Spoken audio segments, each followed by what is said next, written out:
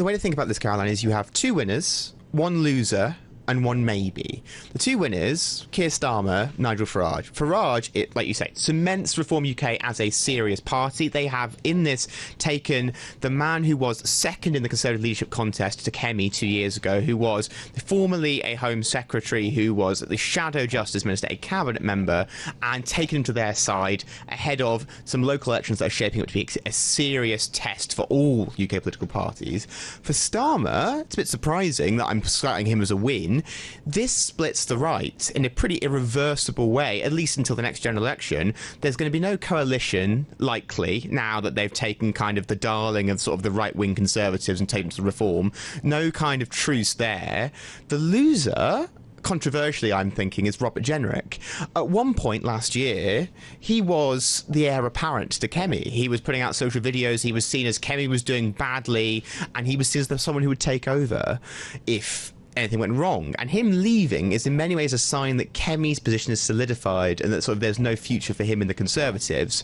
The TBC here is Kemi herself. In lancing the boil, her words, from Robert Jenrick yesterday and sacking him ahead of time, she, at least the sources I was talking to, looked strong and rallied Conservatives around her. Someone I was talking to said if Jenrick had left, say, last year, 30 MPs would have gone with. That was their view. They said pontificating, it'd be more like 8 this time round. Now, the question is how many do go? And if it is limited, Kemi will have been said to have done quite well.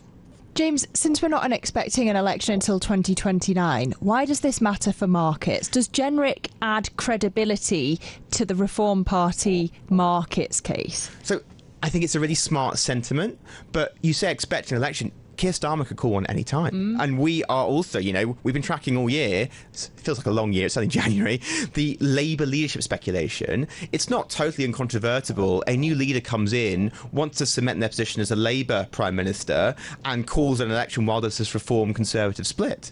We also live in this era of five-party politics now. There are 5 political parties polling, give or take, within 20% of the polls currently. That is unheard of. It's something I've never covered in my lifetime, and we have no clear metric of how to judge success. So going into May, this moment, we don't know how it's going to play out. So if a market's looking at what's supposed to be a stable UK government, it's all to play for. It genuinely is.